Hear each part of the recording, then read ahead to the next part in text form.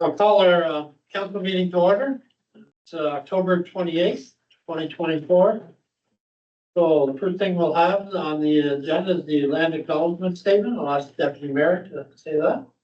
Augusta Township acknowledges that we live and work on ancestral territories of Indigenous people. The township recognizes all Indigenous peoples and honors their past, present, and future. The township values and respects their cultural heritages and relationship to the land.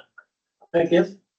The mayor's remarks. I haven't got just a couple of things. Deputy Mayor filled in for me on the truck pull, as most of you know, and brought me, my wife and I, a t-shirt. But yeah, just very nice. Fire truck. But thank you for doing that. And that was with the rest of the mayors. They were in second place. And basically, I think second round or third round, they fell, I think it was in sixth place or something like that. So it was a good show. So.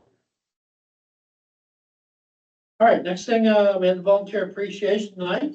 That went very well. The chocolates, I think my wife had one. I finished the rest. They were good. They were really good.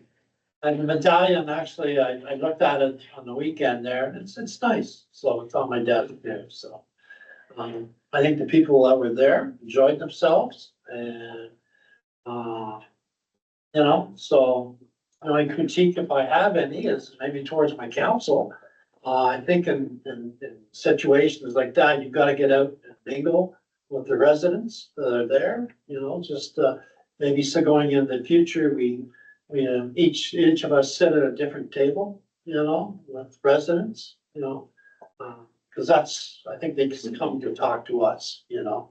So anyway, it was a good night. Thank you very much, Shannon and Kathleen and Maddie. So it's brought it together, and I know the Public Works Manager have done too a bit, so. All right, that's all I have. So first on the list is approval of the agenda. So moved by Councillor Henry, seconded by Councillor Bowman, be it resolved that the agenda for October 28th, 2024 be adopted. And I'm going to make one small amendment to that. A motion to amend the under committee reports administration and a previous resolution. So anyway, that's all I have in my notes. So until we get to the administration and the amendment. So does anybody else have any changes? If not, I'll call the vote. All in favor? Here. Yeah.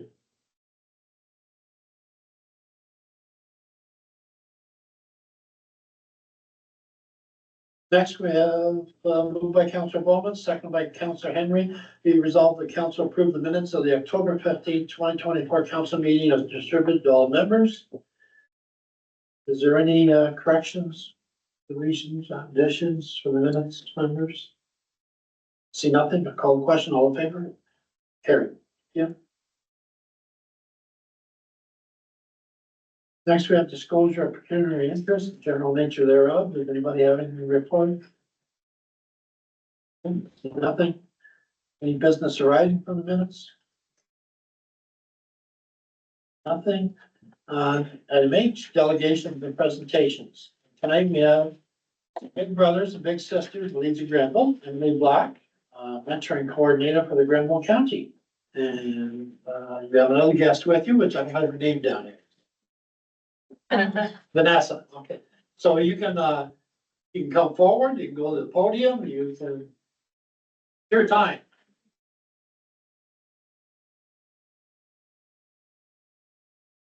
So I'm Vanessa. I'm the community engagement specialist with Big Brothers Big Sisters of Leeds and Grenville. I've been with the agency for 4 years now. I'm very passionate about our mentoring programs and the work that we do in the community. I've worn many hats with the agency, but my current role is to recruit, screen, train, and retain volunteers for our mentoring programs and also for our fundraising events. I run our social media accounts and create marketing materials. I think I've been here every winter. Augusta Township is a big supporter of our Giving Tree campaign.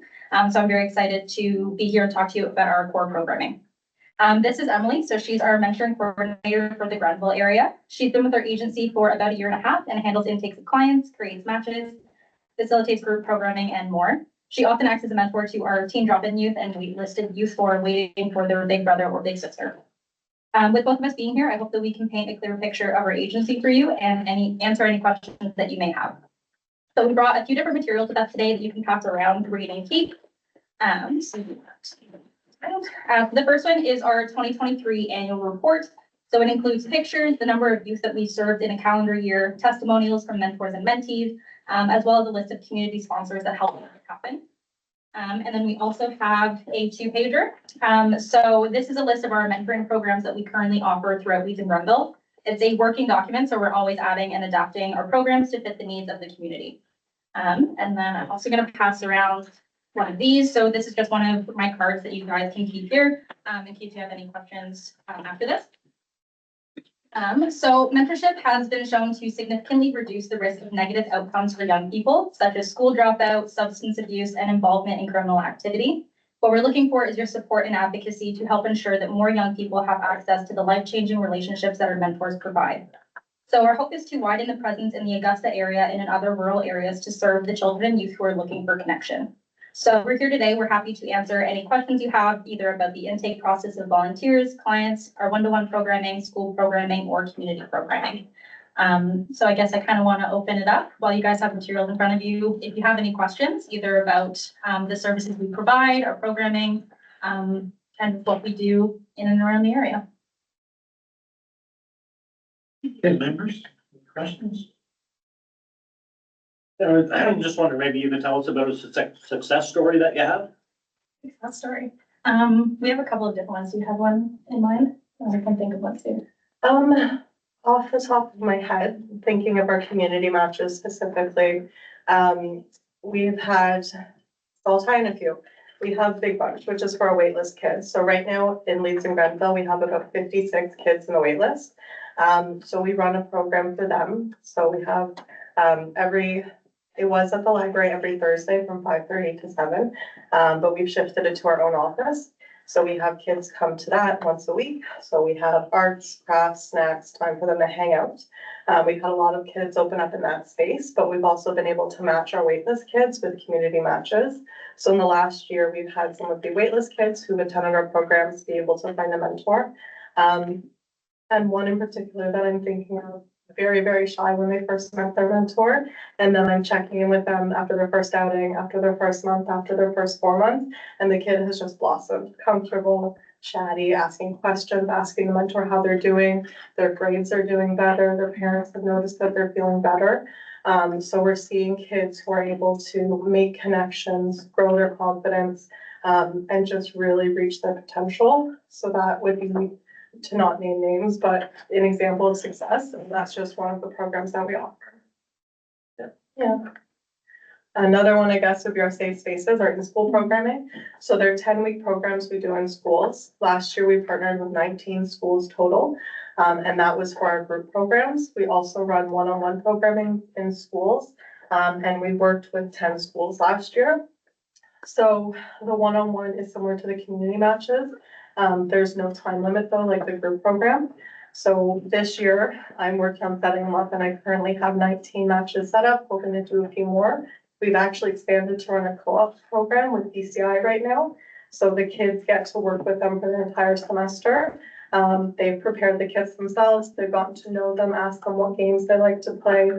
We have one little boy who really likes Play-Doh and every time he makes pizza slices for his family, which is really cute. It's also been a really nice opportunity to see our high school students grow and develop. So it's new to the program, but even just like the first time they're there, when you're butt in, heads down, so they come into the office, they're smiling at you, you watch them interact with the kids and kind of see a part of them that you haven't before. So from both the mentor side and the child perspective, it's a really good opportunity for growth for both people. Thank you.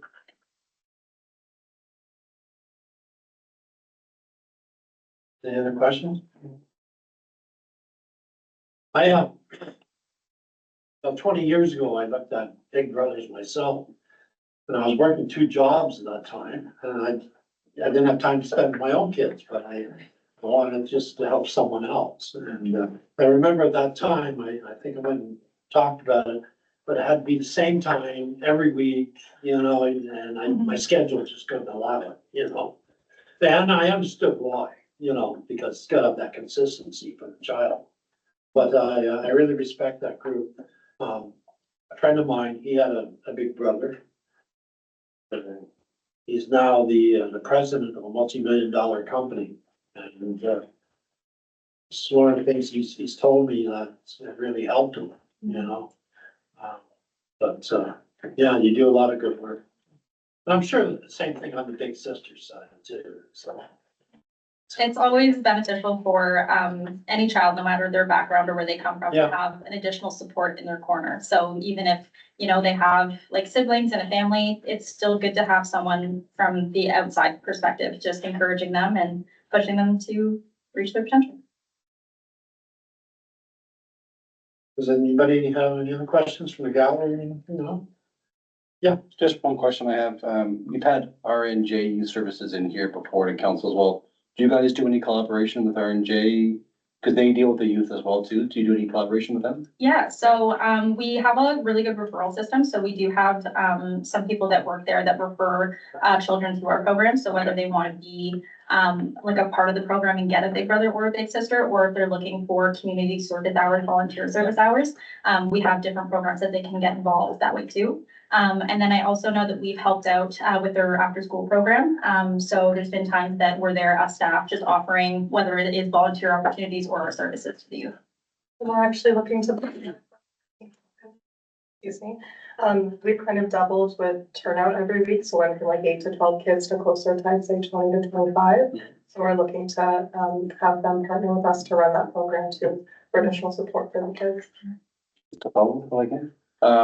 So, you know, certainly, from our perspective is that, you know, we're looking for the program you have right now. Is there a wait list of kids that are looking to be matched with people? What does that number look like right now? Across Leeds and Grenville, it's 56 kids. There is one child on the wait list for North Augusta right now, but I don't believe we have any volunteers here either. Maynard does have a group program running in schools, and this is the second year in a row, as far as I'm aware, that they've had one. ISMs, we have a few in the area. And we were also thinking beforehand, Prescott has quite a wait list too, along with Merrickville and some in Kempville. So your area is kind of central to all of those as well. Thank you. And you mentioned I think it was the Giving Tree. Yeah, we do that, I think, the last few years. And it's been very successful. Like, I can't believe some of the residents come in, you know, they'll spend $1,000, you know, which is great, you know, so I hope we continue to do that and serves a good purpose, so. So is there any other questions and comments? I noticed they do the FFIT, I just read it there. That's what the Leeds and Thousand Islands Fire Department too, yeah. That was a really successful program. We served 10 mentees in that program, and it just showed them different avenues, like through volunteerism and also career opportunities for their future. And all the kids really enjoyed it and are looking forward to hopefully either taking it again or we're telling their friends about it. Great. Well, if there's no other questions, then we'll, what we normally do is we don't say we're gonna give funding or anything, but we have you do your delegation. And probably over the next month, we'll be looking at a donation request sort of thing. And so I can't really say right now one way or the other, but we certainly wish you the best of luck and we look forward to the Giving Tree this year too. Perfect. So thank you very much. Thanks, ladies. Vanessa, I'll reach out to you. Okay. We can do the materials.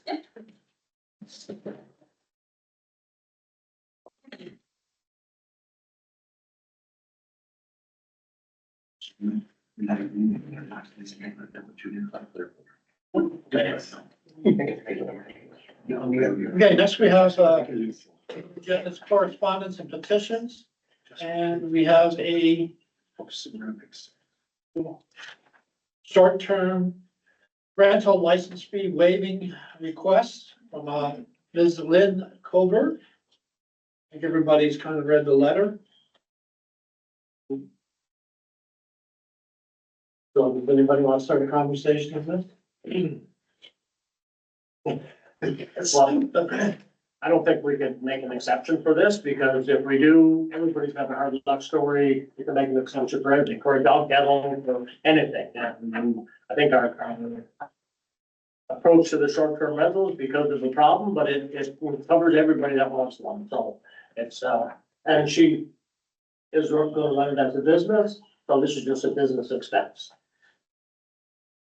Anyone else? Yeah. I do agree with Deputy Mayor, because I mean, if we, let this go, then it's setting a precedence, to say who's to say the next time around somebody wants something. So I agree. Anyone else? I mean, I was just gonna support the other two. I mean, I do appreciate the effort that she's put into, bringing the property up to a certain standard and maintaining it that way, and that's great. I mean, I think that's a general expectation as it is. But like Adrian and both Michelle, also said, that you make one exception, there's gonna be a lineup out the door for everybody else. Like, well, we just renovated the property and we paid all the fees, and now we wanna have the fee for the short-term rental waived. So I just think it's really not something that I would support. Other questions, comments? Okay, I have to agree with the members, they're making a profit. How much profit they make, that's up to them, but they're there to make a profit, so. Anyway, I'll leave it up to our staff to get back to the, Ms. Culver there and say, we appreciate your letter, but looking to what we said, if you want to run a short-term rental, then you have to pay the school.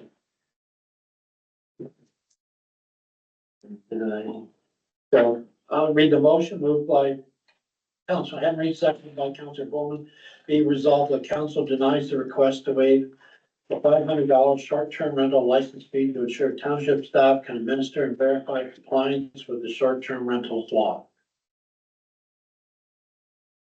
Comments again? None, I call the question, all in favor? There. Yep. Next, we have the fourth. First counties council, we just had the county council meeting, it was very short, in fact, it was only about an hour long. And then we, had a closed session reference this, the, search for this new CAO, that was about it, that was very short too, so that's all from the counties. And that's it. So Conservation Authority? Yeah, both, South Nation and Rio Valley, they're both working on their budget.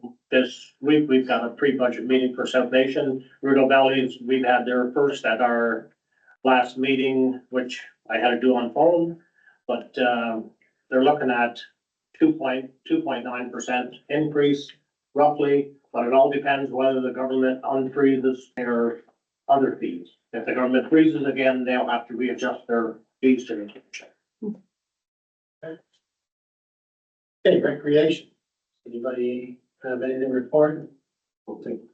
Yes. Your worship, I just wanted to take a minute and I guess congratulate and thank the North Augusta and the Maitland Recreation Committee. I took the grandchildren to both Halloween events yesterday, and weather could have cooperated a little bit more for the one in Maitland. And when we got there, it was kind of snow raining. And it was chilly, but both were well attended, and the kids were having fun at both. And I also learned that competitive fruit roll eating is not in my future. You had to be there, guys. But it was a great day, and I think everybody really enjoyed it. So kudos to both groups. Okay, yeah. Anybody else, recreation? No? Kathleen, you want to say a few words, reference, the volunteer appreciation night or anything? Okay, CAO, no? You probably hear enough from me, so. No, I think it was to your point, I think it was well attended, and certainly kudos to Madison and Kathleen for all the work that they put into it. But, you know, certainly something that I would probably like to see later this year and after the business of the year is to kind of get together as a group and figure out, you know, what worked, what didn't work, how we can improve it, because we can always improve our events. So, a lot of work, for Kathleen went into this, so thank you. And I know it's on schedule, but business of the year, I think we're up to about 60. Yeah, and we'll probably have a few more people come into play. So again, it's a good time to get out there, mix with the people, you know, talk to them, so. You know, when we go away in conferences and that, we can sit as a group and talk to amongst ourselves, but I think in our own township, we gotta be out there, so. Oops. David and me. Okay, library board. We had a little function in the library board last Wednesday, I think it was. And it went very well. And you have anything, Councillor Bowman, on that, library board? Yep. Okay, So as to the mayor's comment, we did have the Dreams and Doers October 17th and for the volunteers, and it was very well attended. And again, congratulations, Lori, on getting that award. So we had a very good meeting. So for the month of September, they had 7 new members. At the first March, I believe it's March, our librarian is retiring. So right now we're in the process of, going through and trying to decide and do stuff as far as hiring a new librarian. They are also looking for board members, so if anybody is, has some free time, the library board is looking for members, so pass it on if you know of anybody. So they have a cabinet in the library that it's a display cabinet and they change it up every month. But what they've decided now to do for a fundraiser is to put local artists, pictures, drawings, all that kind of stuff in there and put them in for sale for, if Hendricks, an artist, and he puts it in there and he gets so much and then the library gets kind of a kickback for that as a fundraiser to go back into the library events. So also they do the Lego and story times every Wednesday morning. Tuesday, they have the homeschool activities and crafts. On Monday mornings, they have needles and pins. They also have the Diners Club for the seniors, the second Wednesday of each month. It started back up, September 9th after the summer break. And the library also received a grant of $500 from the International Dyslexic Association to purchase adoptable books, which is the font and how the words are spaced out to help with children or adults or whoever has dyslexia. And Angie brought one of them to the meeting and it was quite interesting. So they have them there. So good for them, and they have some at the actual library, and their recreation equipment is all ready for the winter. Skates are sharpened and all ready to go. Good. That's all I have for is there any questions for Councillor Bowman? I must say, like, I've been in the library several times before, but every time I go in there, that's one of the nicest libraries around, you know?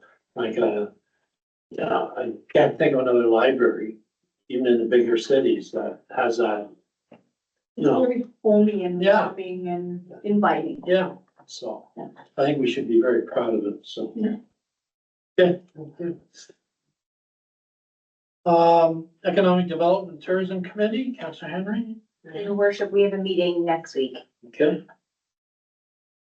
I'll just say that, part of the first impressions, you couldn't make it, but I'll just, let everyone know that that was successful. The three of us went out on tour, including the deputy mayor. And, we completed the questionnaire and I've done the PowerPoint and we're looking, hopefully all things, keep fingers crossed. Get a presentation from North Star at our council meeting, November 25th.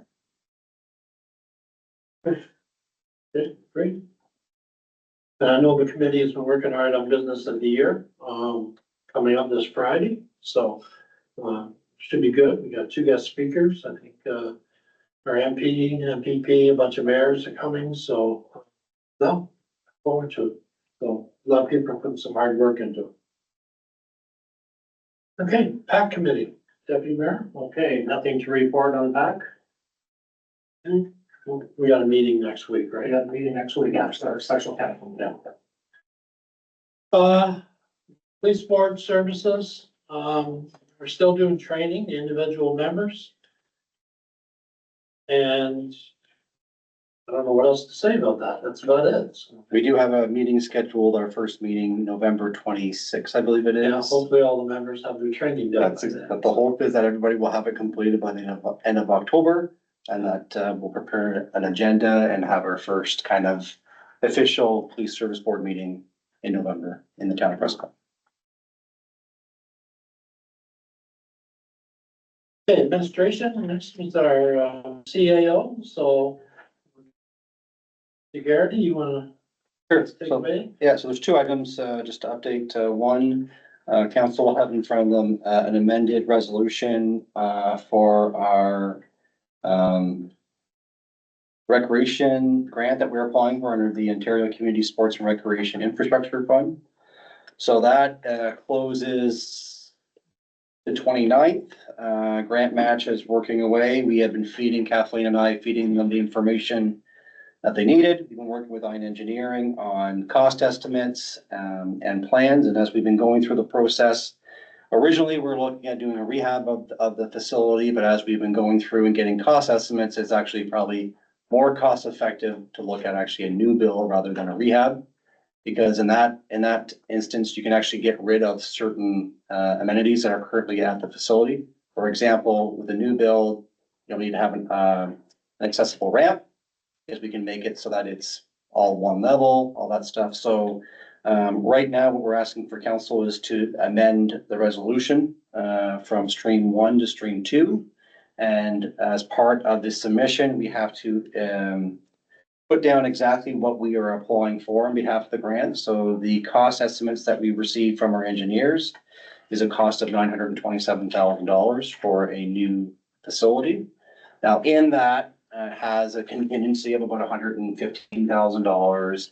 It has certain other things in there that, that can go up and down depending on it. But we're also, as part of the grant, going to be applying for the special exception, which makes the grant from 50% to 70%.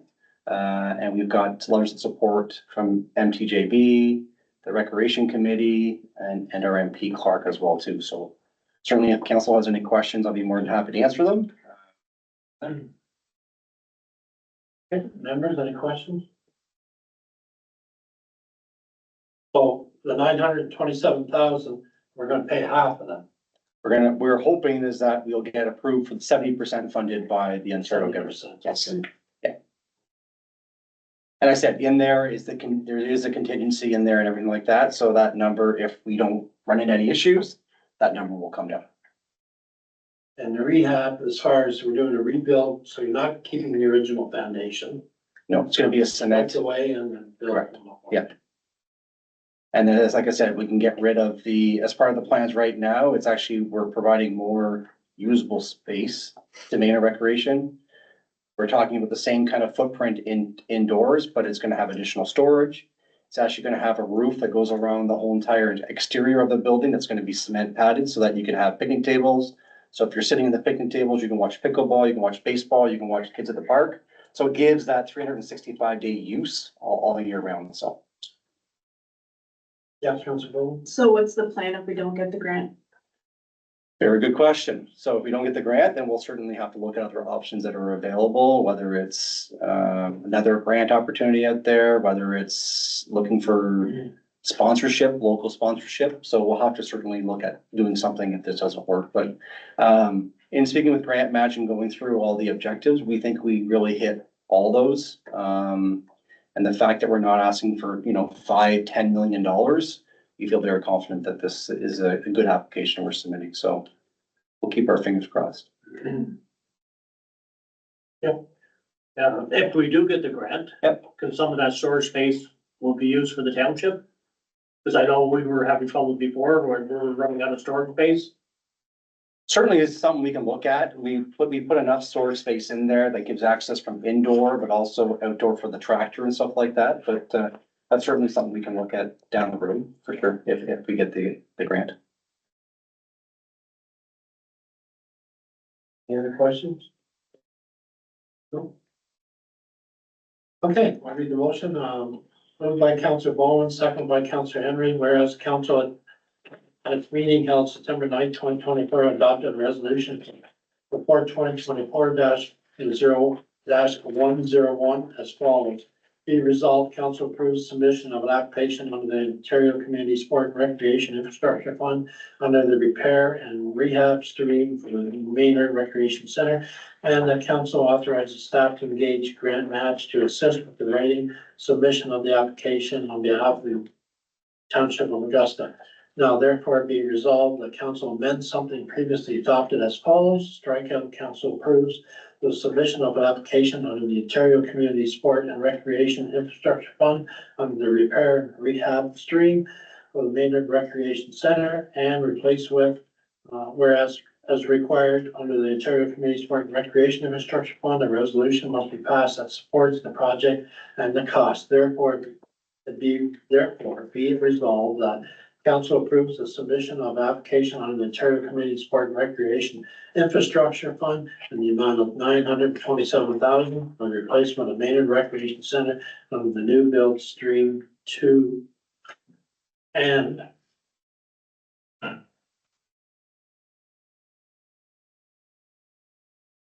No, it's just because it was, and then it's this, so it's fit. So it's, then the council authorizes staff to grant monthly assist with the writing and submission application on the applicant. That's it. Call the question, all in favor? Carried. Two.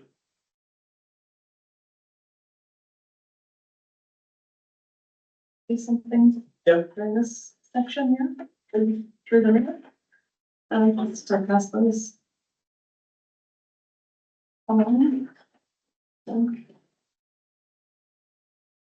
So our clerks group, at one of our meetings, we were talking and thought, try for this term and terms moving forward to do a midterm training or another orientation.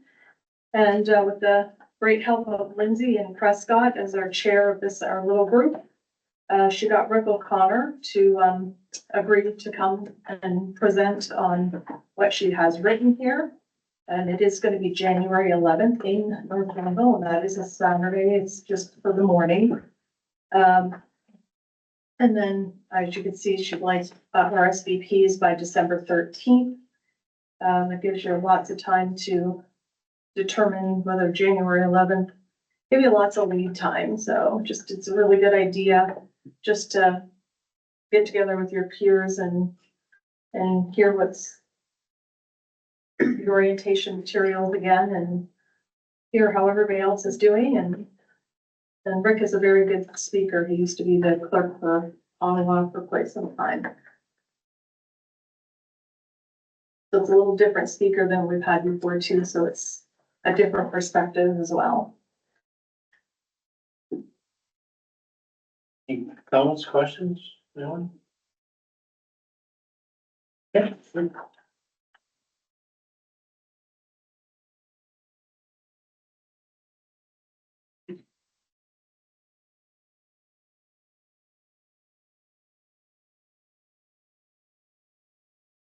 All right, moving on, we have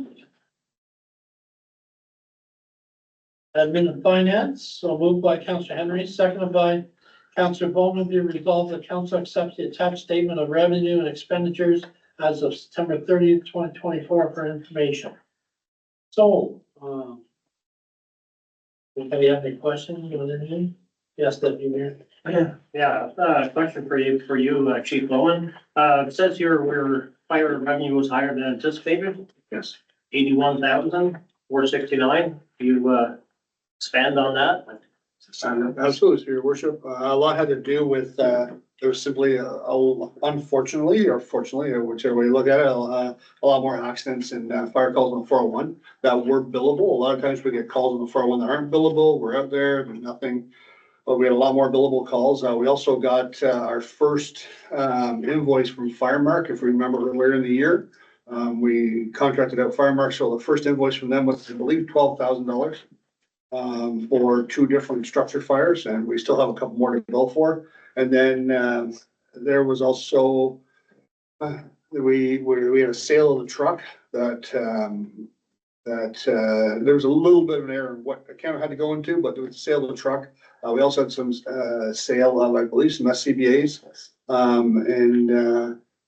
We also had some rental fees from the OPP that, we weren't expecting. I believe that was in the neighborhood of $4,000 to $5,000 because they rented it to do some training. And we've also had EMS rent Station 1 as well to do some training. So we've had more revenue than we thought, but it's a good thing. Yeah, no, it's really good, but I just want to remind council that we remember this when we look at the increase for the firefighters for wages, when you do the report to us. Yeah, I think they're well deserved. Thank you. Any comments, questions? Yeah, I got another, comment on, the recreation department. I think either we did a poor job in budget time because rec was way over budget, but because I think all departments like to stay in budget, and I can't think Kathleen, maybe, at budget time, we have to get a little bit more realistic on what we should put in the budget. I know this year we did a lot of new stuff, so that wasn't anticipated. Through your worship. Yep. When I brought budget to council last year, I requested more money because we did not have any historical information. What we are seeing this year, currently in our budget, is accurate information, what it costs the township to run these buildings. So you will not see it decrease. You will see the actual figures in the upcoming budget. Thank you. Any other questions, comments? No, I think everything was good there. So, good report, so. Couple questions, all in favor? Carried, thank you.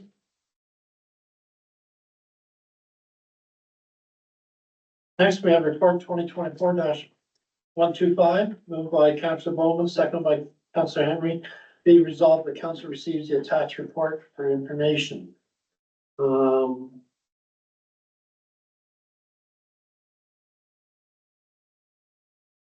I'm missing something on this. Didn't say, says, resolved council receives attached report for information. But I know a reference in that report, but they usually put in the, OPP, you know. Usually are just, attached report, I mean, it is right in 2025. Reference to the, yeah.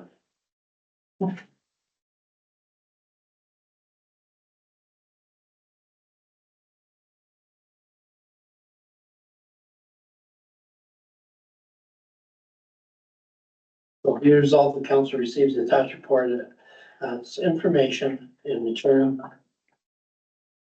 in reference to report 2024-125. So, this is the policing report, and of course, EAL put together all the costs, and the treasurer have been working on it. And it had everybody as a shocker, as I said last time. All the mayors were upset about it. They were all talking like 2.5% on the tax levy right away. I think ours works up to 3.5 before we even get out of the gate. So, anyway, it's, he did a good job. They did a good job showing where the costs are and where this money's spent, all this. But it doesn't relieve the fact that all of a sudden, nobody had any warning on this or whatever. So it's hitting everybody. So last week, we had an email saying that our MPP was looking after it and kind of weighed out. Then we were supposed to have a webinar with the OPP on the building, and that was canceled at the last minute. So we're all kind of twiddling our thumbs, saying, okay, what's gonna happen now? So it's a big question mark right now. Stay tuned. So you wanna add anything, EAO, on that? No, I think you summed it up quite well, Mayor, and I said, I think right now it's just a matter of waiting to see what type of help we get or assistance we get. It's certainly making the news all over Ontario right now with Arnprior and with Belleville. certainly no one's happy with this. And once again, it goes back to the continued communication we need to have with our OPP is being aware of these increasing costs so that we can budget appropriately. So, you know, to the mayor's point, 3.5% right off the bat, plus our capital asset. There's 5.5% right there before we even start talking budget. So certainly something needs to change pretty quickly. So as more information comes through, we'll certainly share it with council, and hopefully we'll get some good news on some additional funding that comes through to help with these costs.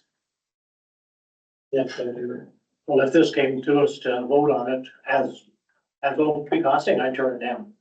And I think everybody should turn it down. For one thing, if you look in the report, there seems to be too many sergeants, not enough workers. I hate to use too many chiefs, no Indians, but, the other thing is, under amalgamation, it should have been North Grenville, South Grenville. What is the costing for South Dundas? So would their costing be more than Edwardsburg, Cardinal, Prescott, and Augusta? Well, I know for South Dundas, so they go under the United Counties, and the United Counties is looking at about 3 to 4% increase as well too. They're up significantly, I think over $1 million from year over year. So that gets all funneled down through the lower tiers, including South Dundas and South Stormont and all that stuff, so. But could Edwardsburg, Cardinal, Prescott, and Augusta go together and have one sergeant, one staff sergeant or inspector, rather than have one for each? Well, certainly from a board perspective, you know, when you look at the police service board, we did amalgamate, you know, with Edwardsburg, Cardinal and Prescott and Augusta.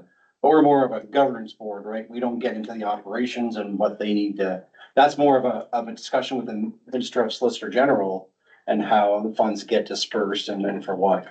Yeah.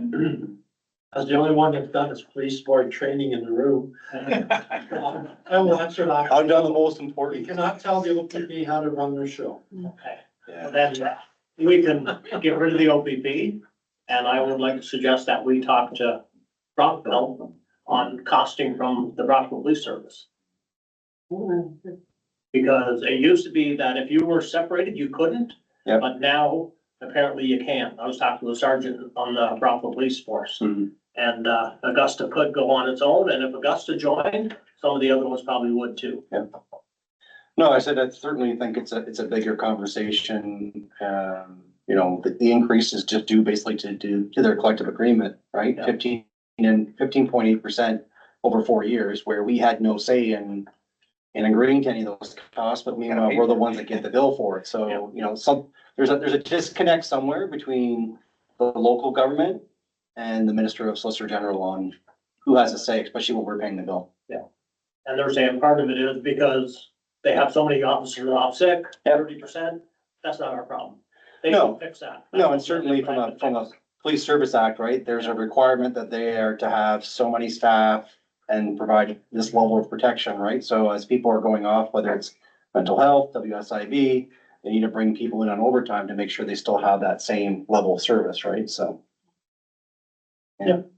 I agree with Deputy Mayor Winans about how, you know, the biggest increase seems to be wages. Yeah. And again, we can't dictate them how to, you know, how to run their business, like, we don't want them dictating us how to do that either. But I think this is a very good report, and thank you, Shannon, for this, because I think it's important that it gets out to the public so that the public, everybody's aware, because it's, as you say, all over the news. Yeah. But I think, you know, if this is something that, you know, it comes down to the point where we have no other alternative, then I think it's important that residents know that this is the bigger part of our budget, and it's an uncontrolled part at this point.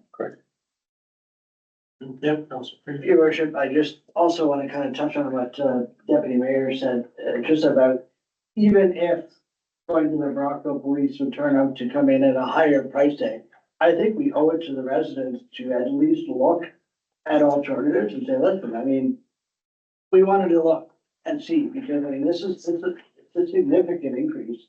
And if going to Brockville and saying, hey, you know, what would you charge us to cover Augusta? And they come in lower or higher, at least we've done our due diligence. And we can look ourselves in the mirror and say, hey, you know what, we looked at alternatives.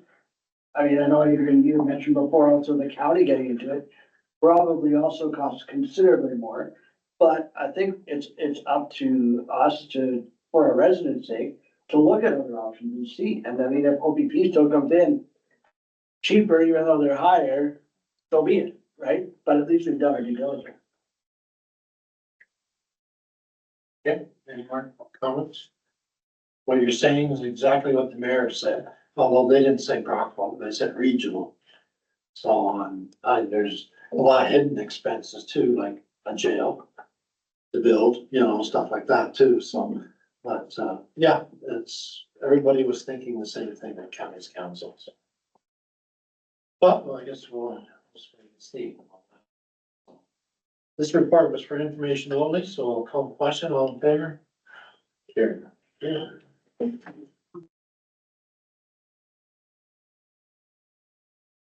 Next report, 2024-126, the Housing Enabling Water System Fund intake. Number 2, joint application moved by Councilor Henry, seconded by Councilor Bowman, be resolved, the council directs staff to submit a joint application to the Housing Enabling Water System Fund intake 2 for the expansion of wastewater treatment plant upgrades and upsizing of the pumping stations and force main to the wastewater treatment plant and the extension of water and sewer mains in the township of Augusta. Any questions on that? Yes. I just think it's a good thing to partner with Prescott. We've done it and it's gonna have a major impact on the new, piece of property that we bought. Anyone else? I totally agree. And hopefully this time, intake 1, they wasn't accepted, but. Yeah, intake 2, hopefully, who knows? Everybody's asking for it, We're not the only ones, for sure. Rockville, the town Kentley. Every municipality, except that we're going in with Prescott and probably probably a Richburg Cardinal too, so. Okay, nothing else? I'll call a question. All in favor? Carried, thank you. Next, report 2024-127, cash handling policy. Moved by Councilor Bowman, second by Councilor Henry. Be resolved, the council approves the cash handling policy as presented on report 2024-127. So, we have a report, of cash handling. Policy follows. Members have any questions, comments?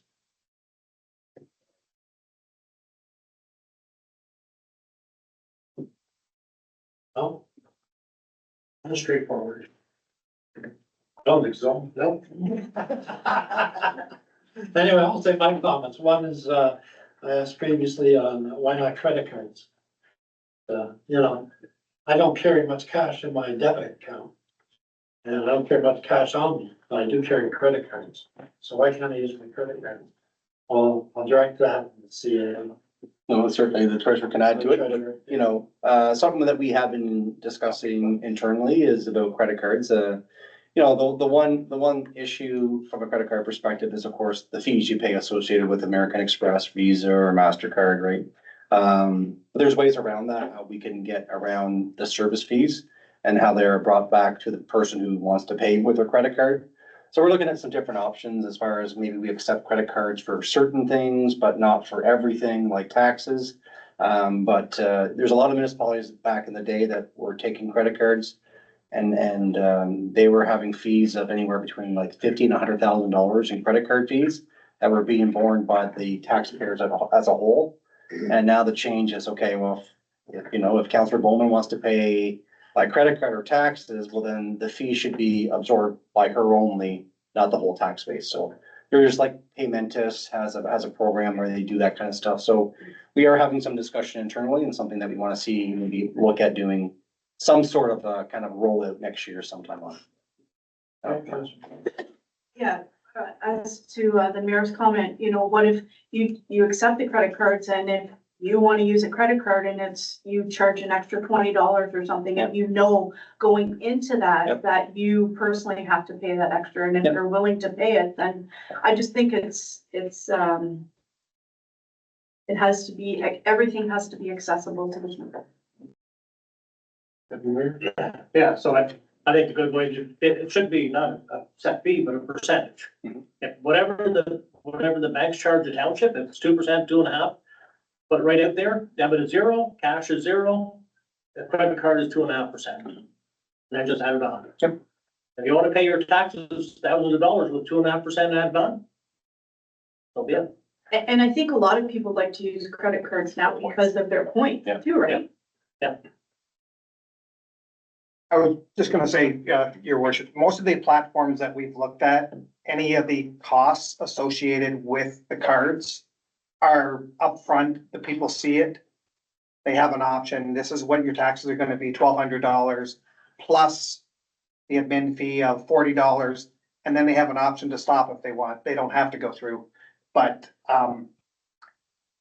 I don't know if we would actually go to like using a Visa or a MasterCard through our Moneris machine, we'd still have to get costs on that, but probably a third-party platform is probably the way that I would see it going. And then those costs are basically absorbed by any of the users that are using those fees, as opposed to any extra fees, as Shannon said, that would be kind of, everyone would have to absorb that cost, that service fee. Any questions, comments? I'm thinking, for example, someone comes in and gets a building permit, and it works out to $600. You know, they don't have that, maybe they don't have that in their account, but they have it in their credit card. So why can't they, that's where I'm going. They should be able to have the, you know, the flexibility in how they pay. You know, it's 2024.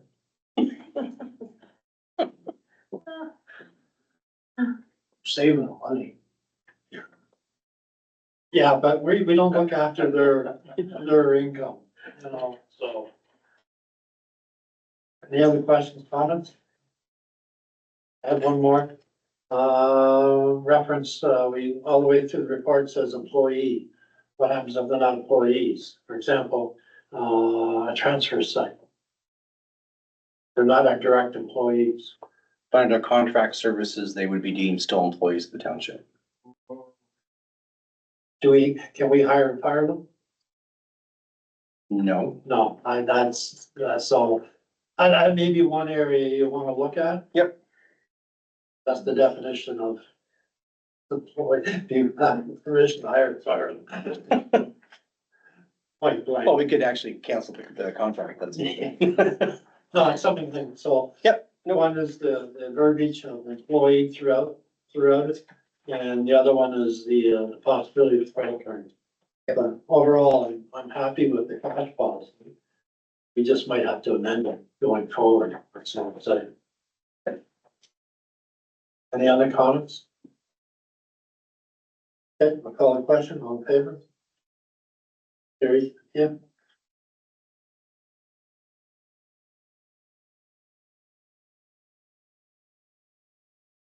Report 2024-129, approval of draft financial statement 2023, moved by Deputy Mayor Wyans, seconded by Councillor Payne. Be resolved the council receive, approve, and sign the 2023 audit financial statements as presented on September 17, 2024, and the council authorized the treasurer to submit the final signed 2023 audit financial statements and related FIR, MP performance measures to the Ministry of Municipal Affairs and Housing, MMAH.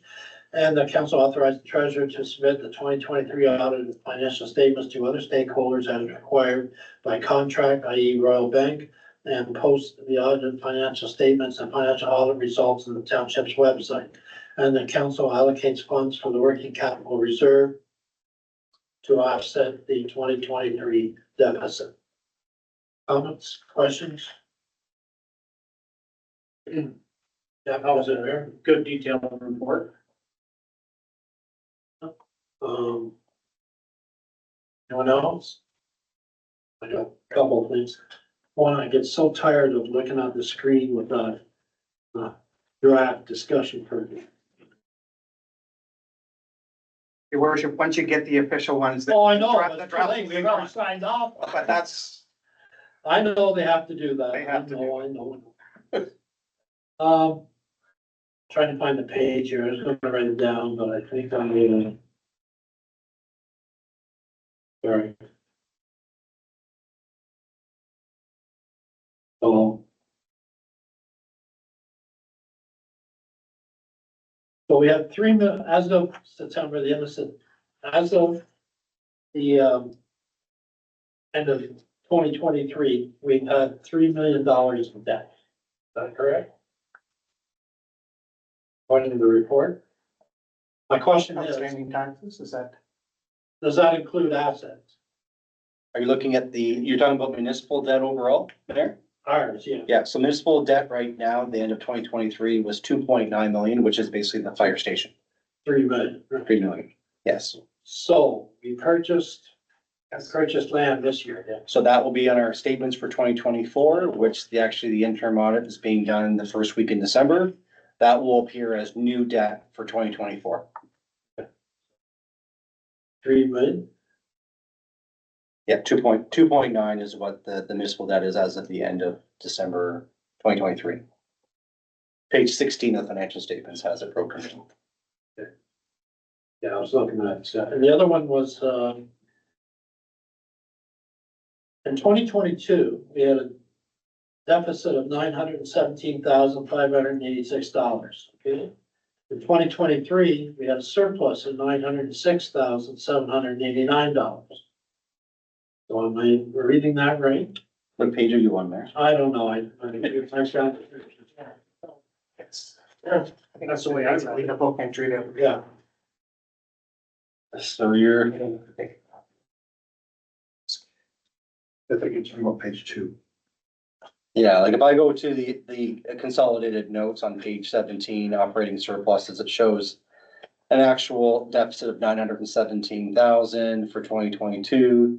It's to do with the landfills, it's to do with all the asset retirements and all that stuff, so it's just a book number, no cash value to it. Well, that makes sense in your world. It doesn't make sense in mine. Like, if you look at the overall cash value for 2023, we had a deficit of $86,000, so that's physical cash. That will come from our reserve to balance our books for 2023. Okay. Any other questions? Okay. All in favor? All in question? Carry, thank you. So once we do get a signed copy with the watermark removed, we'll make sure Yeah. Castle gets a copy of it, just for your own. All just bugs me. Yeah, it's not the only place it does it. So hard to read. We'll just make sure we put it on other documents moving forward.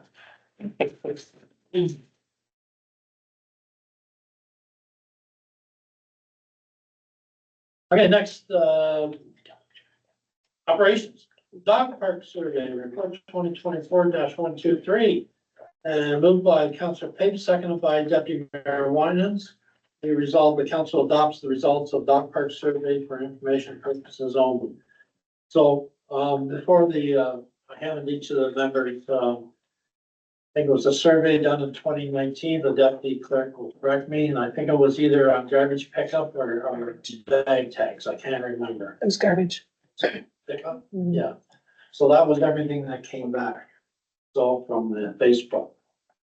So, which is a wide range of everything, so, and then Goodman, I think was 70% people didn't want it, so anyway. The car company wants to pay for it. Anyway, I had that at home, I just wanted to give it to you so you had it for your own information. So we have the report of the dog park here, so questions, comments? That'd be great. I'm not gonna make a comment, I'm not a dog person. So I've been told that because I was sitting at the table, what you guys were saying you spend on a dog? Not for me. Only the sheep.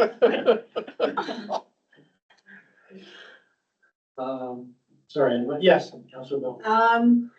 So I had a couple questions, and I talked to the CAO about it.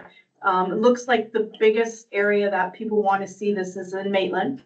And I know, my biggest thing has been since we dismantled Camp Park, And I was going through some of the comments, and one of the comments was, you know, is there any way it could be close so that they could run through the bushes and stuff like that, or through the trees or a trail or whatever? So I did ask the CAO, how much land do we own there? Do we just own the part that we take care of, or do we own any tree portions?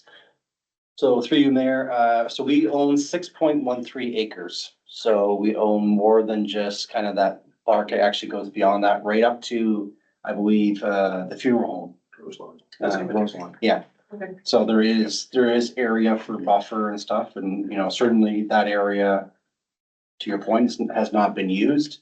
It's right off the 401, which easy access, so certainly something for council's consideration. And I know also that, you know, one of the comments about the camp area was the fact that we did take out a lot of, ash trees that could have been a barrier for sound and stuff like that. So maybe consider something for putting, trees or something along there to kind of barrier noise or whatever. I don't know, I'm not the expert in that. But kind of financially, are we looking at something?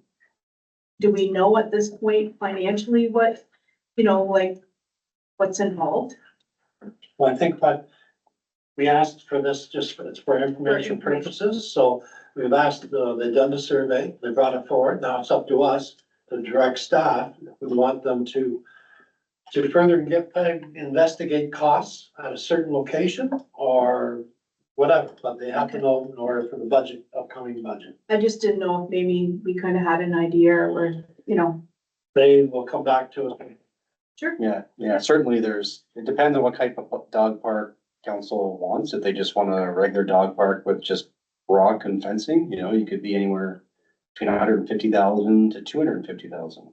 You know, we did a park in South Dundas, and it was probably around $200,000, and it was just fencing and everything. But with that does come other issues when you deal with aggressive dogs, you know, bylaw gets involved, all that kind of stuff. So it's, you know, it's nice to have in your community a dog park where dogs can get out, but certainly we'll look for council's direction on how you want us to move forward. Comments, questions? Yes, yes, yeah. Your worship, I guess it's worth looking into, just coming back with some options for budget, just out of curiosity and see costs and how it would affect all the rest of the departments.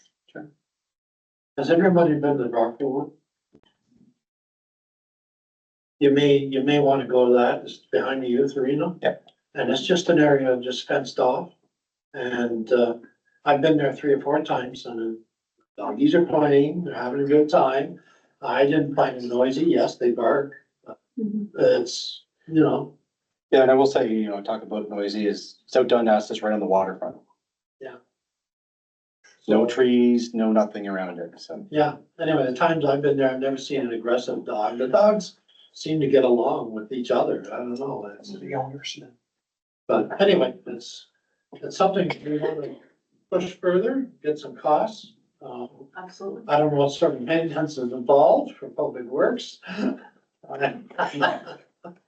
But anyway, it's, so if we want to, what's everybody's feeling on it? Do you need a motion to get them to get more information on it? For information purposes, yeah, but we can.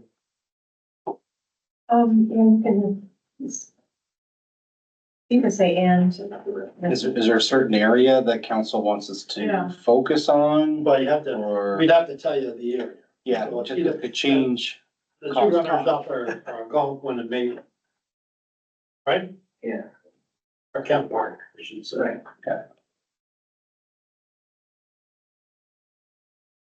Under council, yeah, council. I think I would support Kemp Park just in the area that's clear that we already take care of, just to start something, I don't know.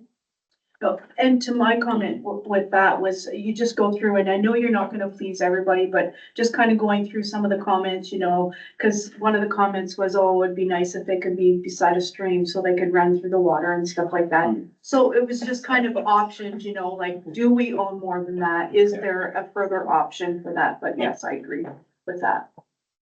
You got a river. Away from the river. Come on now. Hey? Lemon plate. Yeah, yeah. Well, actually, people do, and they do take it down the dive center of their dogs too, so. Yeah. All right, so what's the general consensus? We ask for more information? Say more info, yeah. All right, so I need to word this, be resolved, the council accepts the results of the dog park survey for information purposes and directs staff. To investigate costing for Camp Park.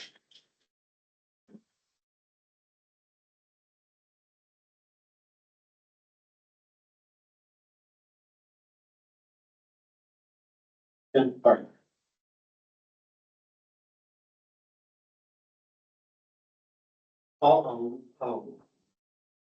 Ask the question, all in favor? There, yeah.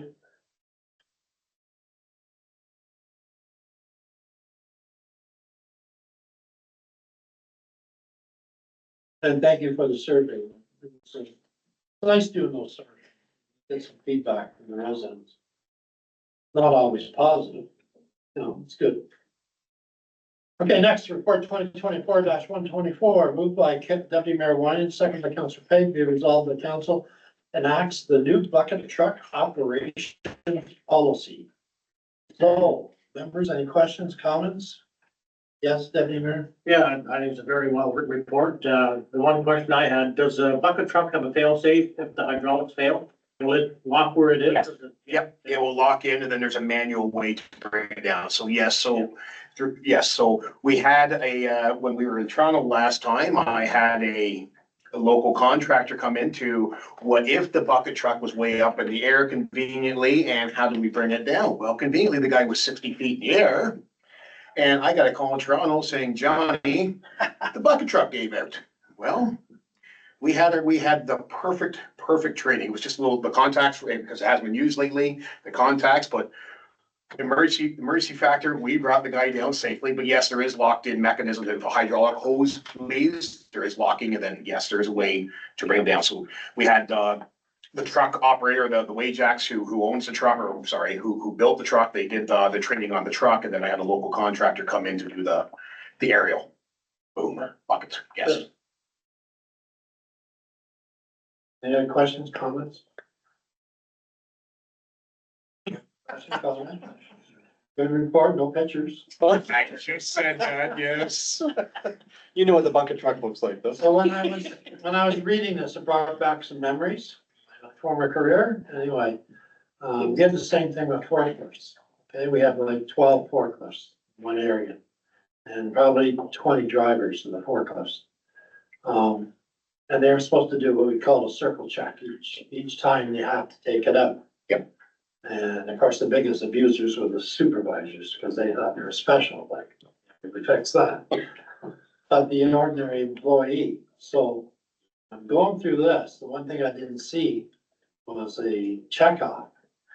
So, which means they get in the truck in the morning and make sure everything works and sign off on it, because if something happened, CAO will be going to court with no sign off, and that makes the big difference. So, I'm surprised, and I'm sure that your health and safety committee will want that.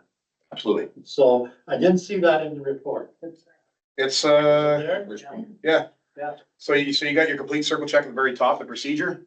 So that's for the truck, Visually. your visual circle Visual, check. good. So your circle check for the truck itself. And then I believe it also says in here, as per your operations manual, Yeah. as per the manual. So I guess what I'm saying, John, visual doesn't stand up in court. and yes, I do have it on my list to make a circle check for the top part too, yes. Yeah, because they Yeah. have to sign off on it. Absolutely. That's where I feel comfortable and at least it's there. Yep. Your health and safety committee can say, okay, are these guys checking off, and look at it? Because really, we're looking after the safety of the employees, because we get acquired to certain things and we just get sloppy and lazy sometimes, and all of us, certain things.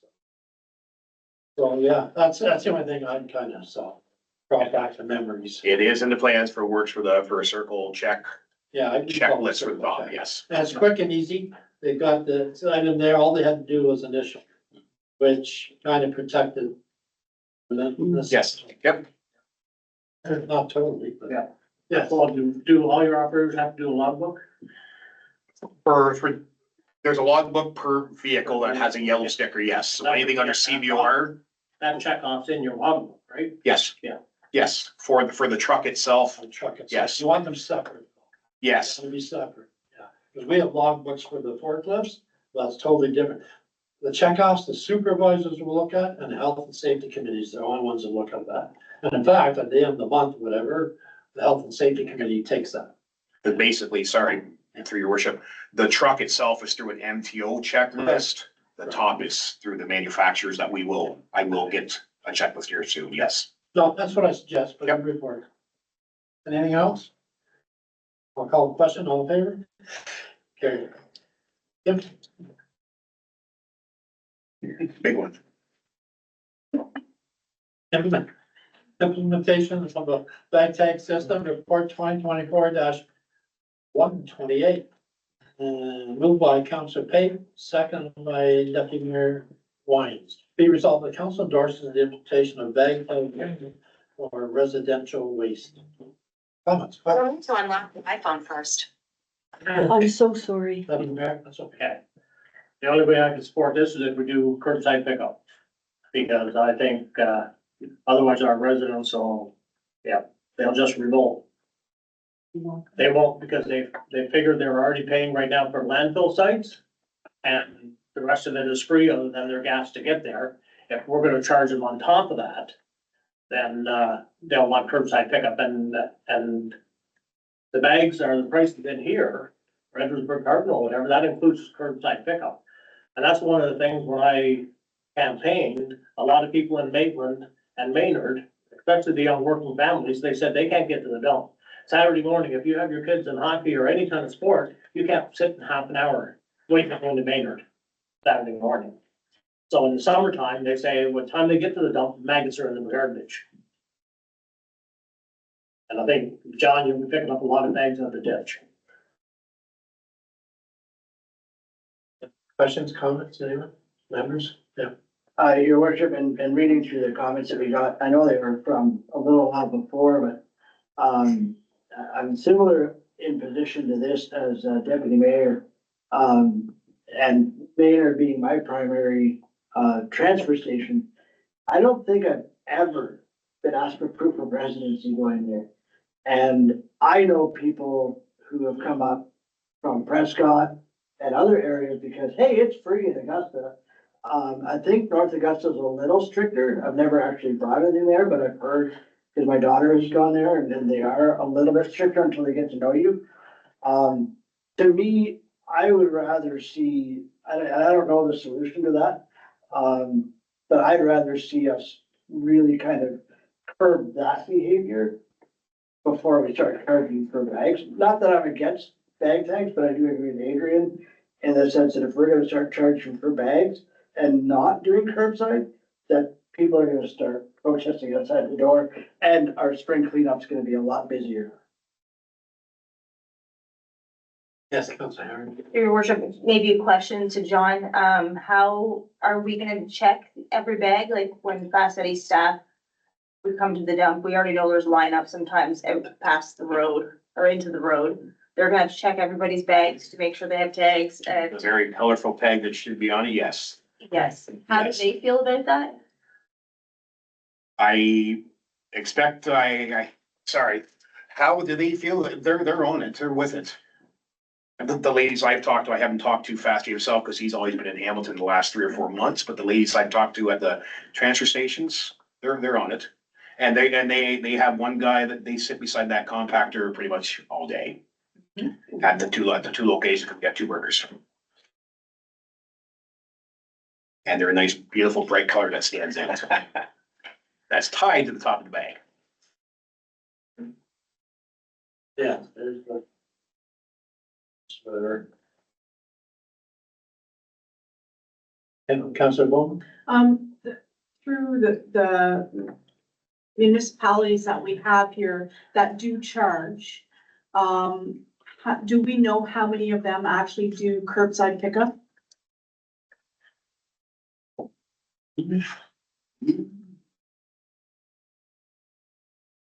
I will.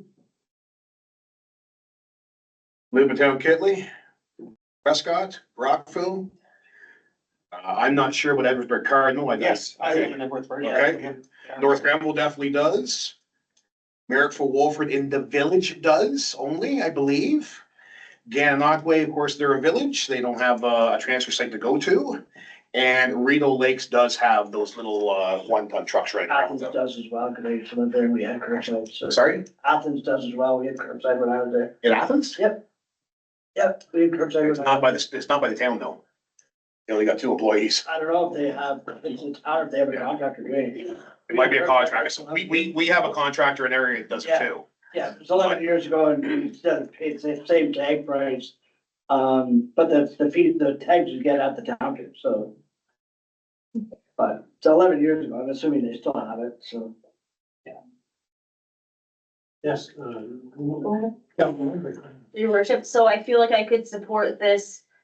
The people having to buy these residents that are having curbside, but I'm not sure I could support residents outside that could still have to go to the dump and some of them travel quite a ways to go to the dump. I don't know, right now.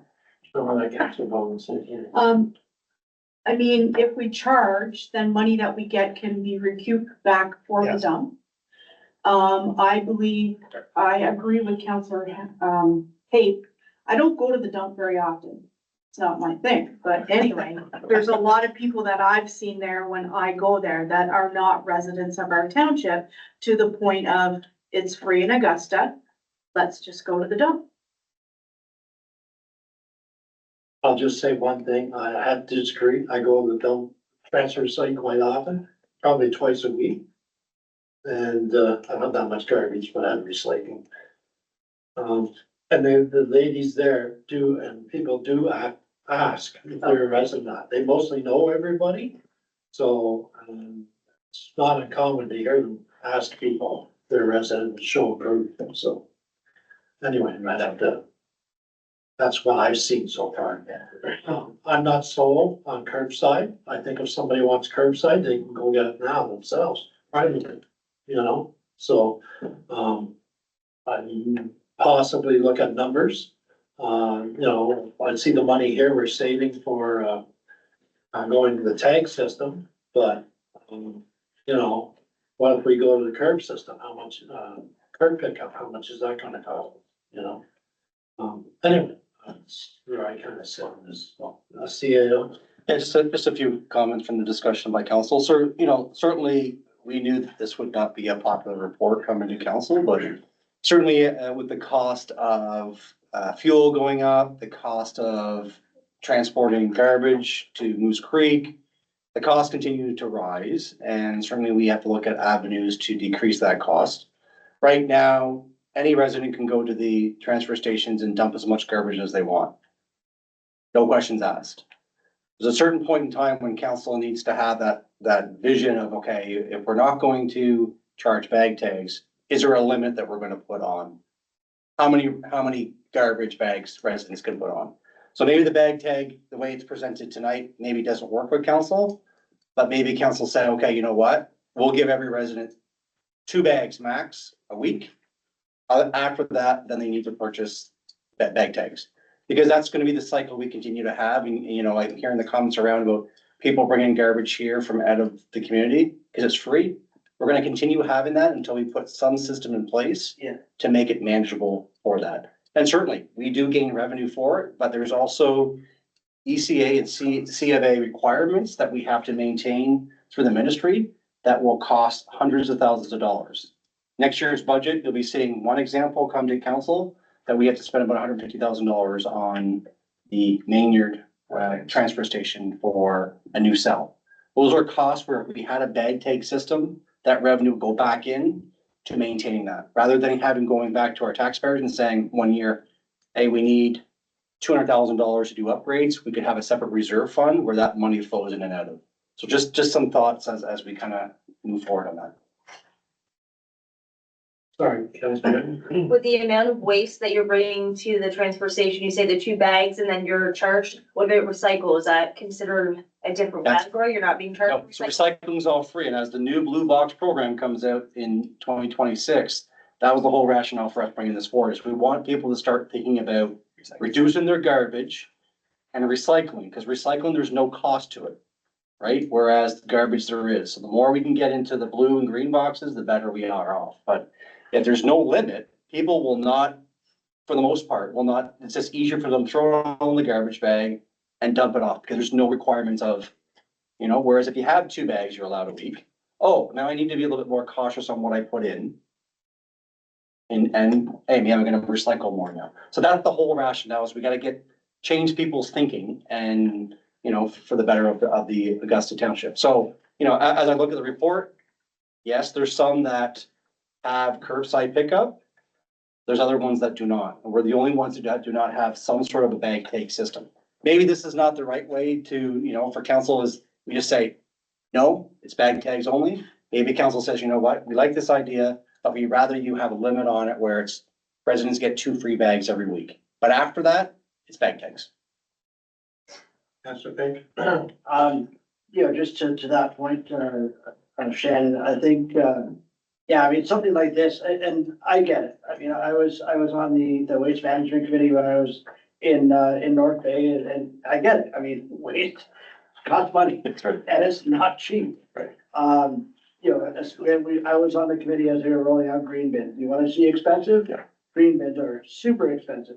And yeah, I mean, it's, I know this is a question that comes up every election and door to door, and it's just garbage costs money. Yeah. How do you get it back? And you're absolutely right. I think that it's an inevitable. I know Ottawa's going through it, different reasons. Their landfill's filling up. They need to have money to build a new landfill. I think just knowing, because we're a rural community right now, it's free and unlimited, kind of like Ottawa was, because Ottawa didn't charge for garbage until next month. I think it's something that's gonna have to be very gradually phased in. That really ease the residents in. I think it's gonna be one of those things that they're going to have to get used to it. Yeah. I'm not big on the curbside here. A lot of feedback that I got was that, again, we're a rural neighborhood and coyotes and raccoons and garbage everywhere. It just doesn't sound very pleasant. I get the benefits of it, absolutely, but there's a lot of people that really wouldn't benefit from it because of the mess. Again, like I said, as it stands, I'd have to see, maybe like you said, I mean, a couple bags, 2-3 bags to start, maybe, you know, 3 or 4 bags to start free, and then you get the tags to ease them in, and then every year that number gets reduced. I don't know, it's one of those things, it's not gonna be an easy decision or a popular decision one way or the other. But I agree with the reason behind it. Well, I think what we need is we need to see what it costs for curbside pickup. So we'll get a cost from Elizabeth Kitley or Edward Cardinal, and maybe, I don't think they use employees. I think they use a contractor, so maybe that Elizabeth Kitley contractor would give us a price on Maitland. And Edward Cardinal contract will give us a price on that end of the township. Because I disagree that garbage is free. It's not free in Augusta. Right. You pay for it in your taxes Yeah. and you pay for it in gas. Yeah. I bet it cost me $10 to bring garbage to the dump. By the time I start my pickup truck, plus what I'm paying in taxes. Yes, yeah. So, just a quick question to Deputy Mayor. So garbage pickup in Maitland would then be a special levy tax for the residents of Maitland only, or? Bag tags. Bag tags. Okay. Yeah. And bag tags would reduce the amount of garbage you put in, because you don't want to buy any more extra tags. Okay. And, you know, maybe more people would then use a food recycler or compost. They would recycle more. They wouldn't put their cans and stuff in the garbage if they gotta pay for it. Okay. And as far as a mess and everything, I mean, all the other townships do it. There's no mess. They got curbside pickup in Newfoundland. They're smart enough there. They have the little lobster boxes, and everyone puts the garbage in the lobster box. Yeah. Yeah, my only concern with looking at Maitland, is certainly we can go back and get some costing, is that I think you'll pay a premium just because of the small geographical area of Maitland. It'd be more costly for a contractor to come out here and do it versus if it was if it was a full day route or something like that, it might be a little bit more. Well, Maitland, Maynard, maybe Algonquin, Yeah. whatever. No, we can certainly, if that's something council wants to look at, we certainly can look at some costings. Same as a dog park. We Yeah. won't know unless we get a cost. Yeah. Anyone else? When this came out, I asked the CAO, I originally, my big thing was clear bags. Why are we purchasing clear bags we're the only ones that do? And, I'm paying $2 or $2.50 for a bag, hey, well, I'm gonna use a black bag, you know? So, I still don't know why we use clear, anyway. Well, there is a bylaw. It's under our ECA that we have to use Yeah. clear bags, so it's per the permit through the Ministry of Environment. But no one else uses It's this. not the ECA, that's the condition. Anyway, so, but I changed my mind on that after. Now he knows, because there are, I know Rito Lakes Township, they use clear bags. And, the reason is, they do want to see what people are throwing out. And environmentally, it's good, we do that, so that's why I changed my mind with the environmental side. But I told the CAO, you don't know what it's like going to the grocery store with your wife. I look for these darn clear bags, they're not on sale, but the black ones are. Why can't we use black bags, I hear about it, for those who shop. We need black bags with a little window. Yeah. And the other thing was, I did want to see in the transfer site, the people there, and everybody's lined up holding their bag and they're inspecting the bag tags. I think that's going a little bit too far, but, again, when I saw the other municipalities are doing it, then I said, why can't we? The other thing is recycling. If you're gonna have a curbside pickup, does that include, recycling? So, because I think the trucks have to be different. So, or 2 trucks or double the cost. But if I've gotta come here for recycling, I'm gonna bring my garbage here. So, anyway, I'm not sold on curbside, to be honest with you, so. Like I said, it's all private, people want it now, they can get it, so, for a cost. Anyway, yes, I'm sorry. Sorry, one more question.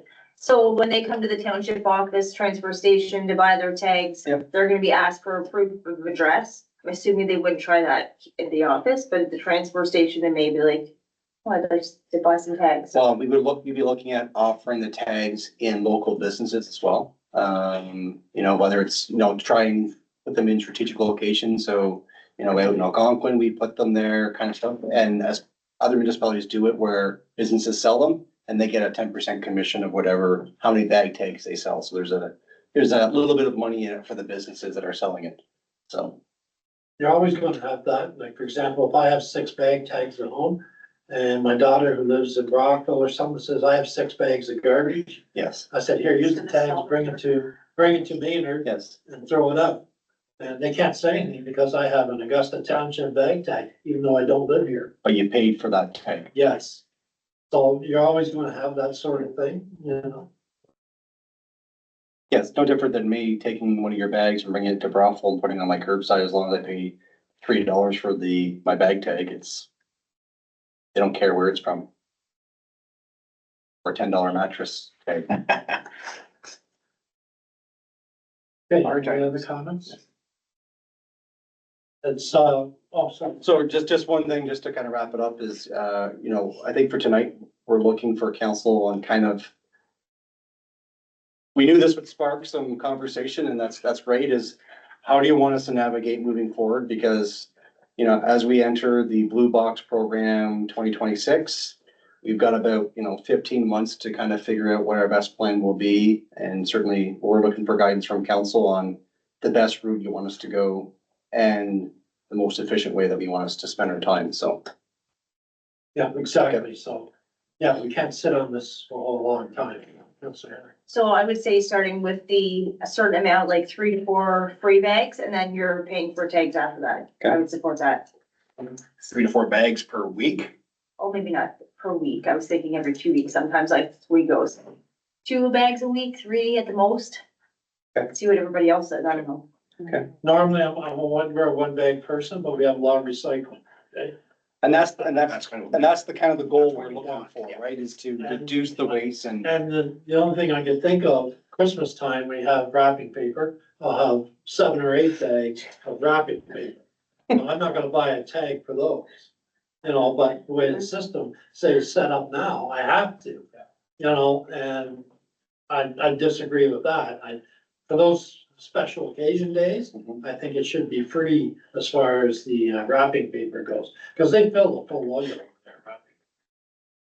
Yeah, And that's something that we can look at council wishes as too, is, you know, whether it's spring and fall and Christmas time, we allow more bags to, you know, for spring cleanup or for kind of the fall when the leaves are falling, stuff like that, where we allow, maybe it's 2 per week, but during, you know, the month of October, you're allowed up to 4 bags a week just to help with, you know, the cleanup. And at Christmas time, between the, you know, Christmas Day and New Year's Day, we allow an extra 3 bags or something like that. Those are the things that we can look at to try and, you know, still address some of the concerns by our residents, but ensuring though that we still maintain some sort of a bag limit so that we just don't have 100 bags going in a week from every resident, that's all.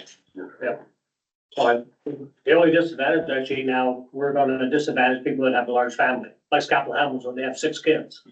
They have a lot of garbage. So, I have 8 people in my house.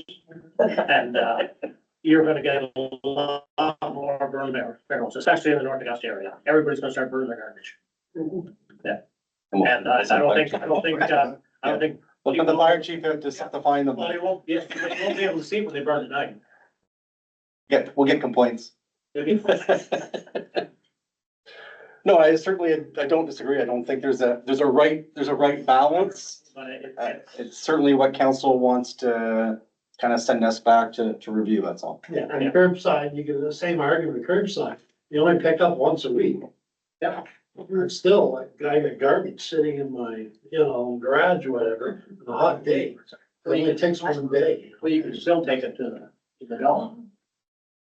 Or a bag tag, yeah, but. So, it depends what you wanna do. I'm not clear. So. Any other comments? It's good discussion, because we all got different ideas about this. You know? Again, kind of like the dog park, it doesn't matter what decision we make, we're not gonna make everybody happy. No, it's not. But with this one, it's like, we have to do something. Yeah. I guess the question is, how does council wish us to proceed? So I just asked yes, I think we need some more information, especially on the costing and different options For the bag tag system. for the bag taxes. Okay.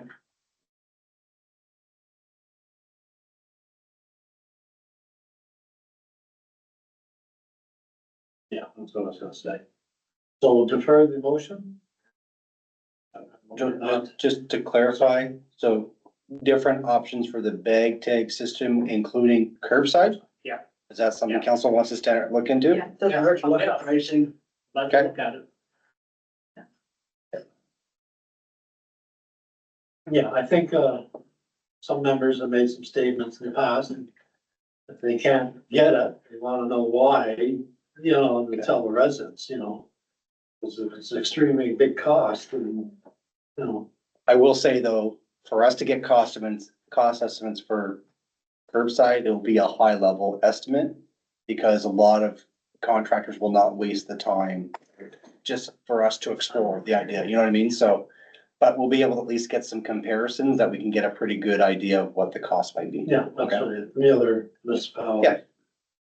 Yeah, we can look at what neighboring municipalities that are doing it and just. I wouldn't say Prescott.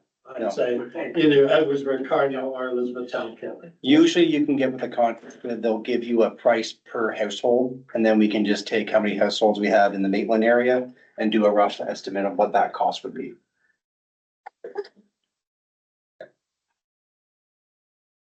Okay, call the question, we defer this, more information?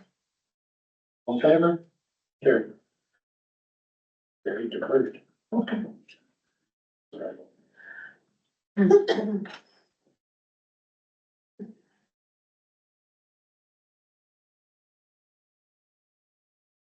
Okay, on the planning and building services, protective services, we have report 2024-121. Moved by Deputy Mayor Wine, seconded by Councilor Pate, be resolved that council accept the Council Fire Rescue quarterly report attachment for information.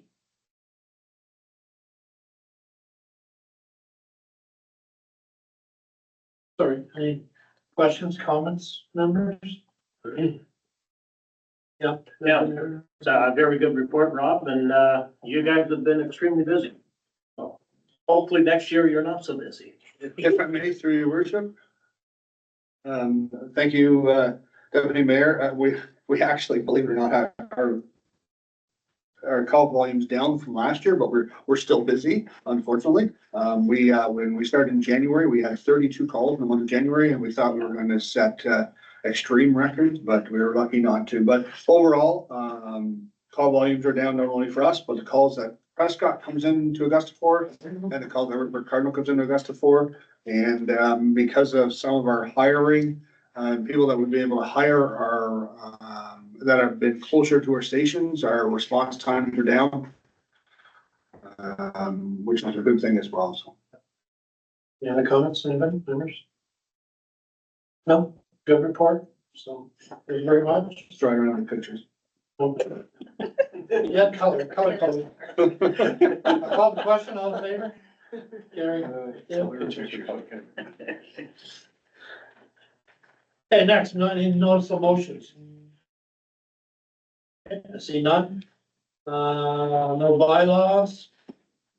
Announcements, any announcements? Just, breakfast this Friday for, Yeah, business of the year. yes. Yeah, good here.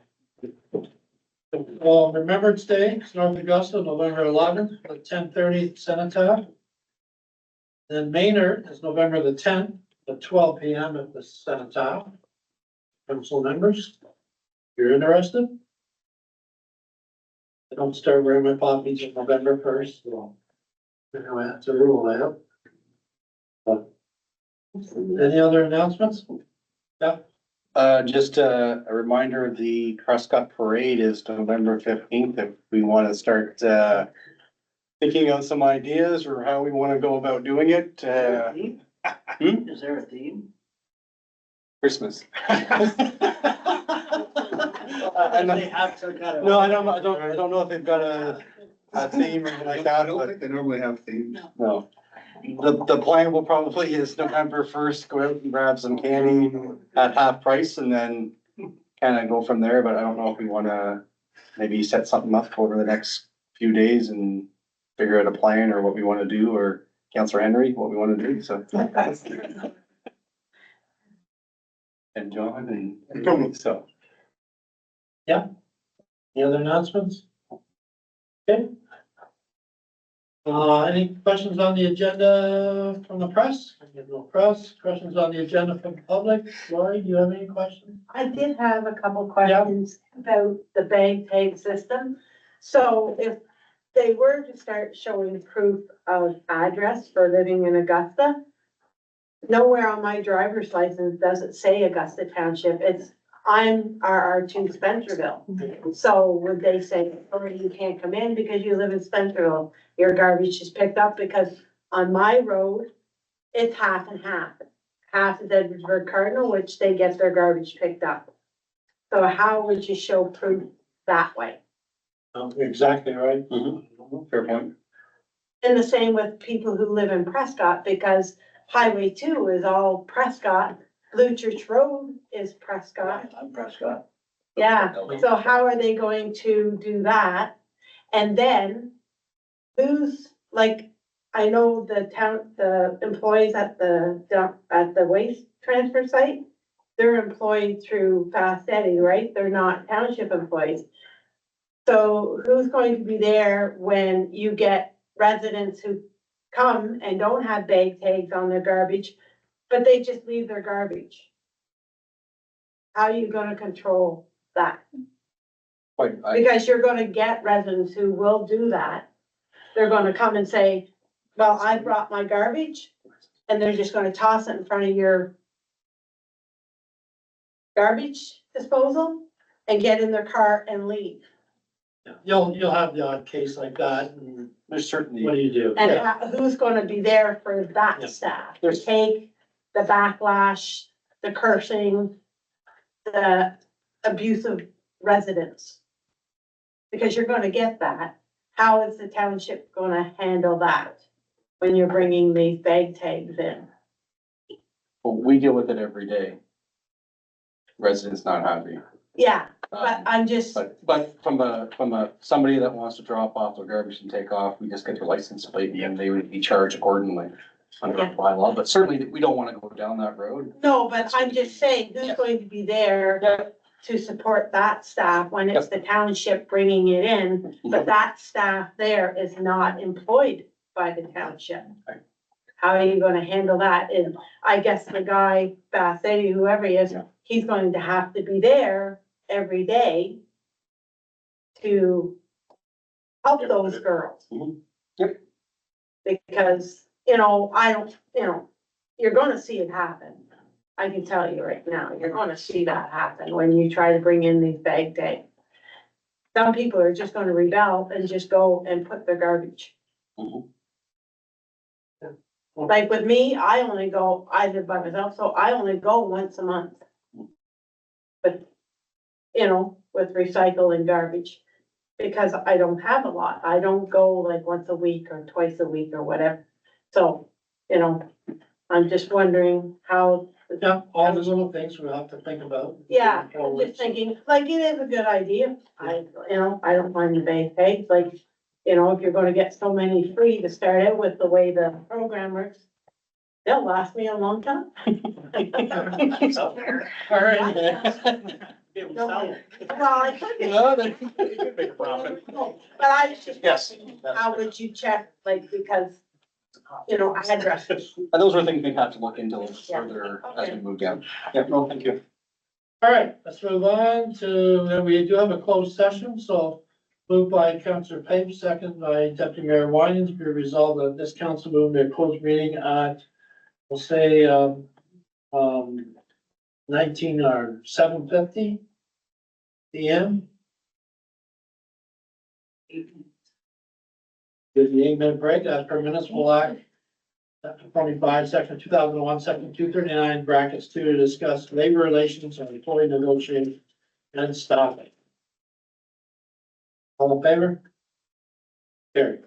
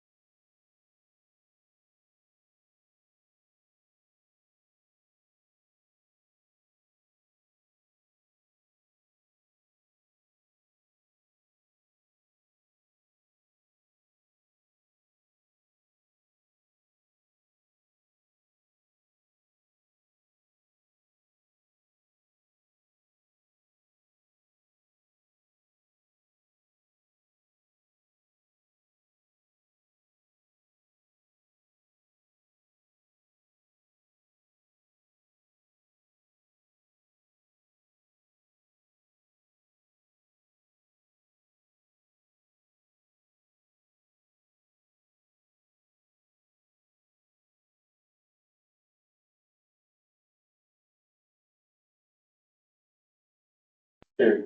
Yeah.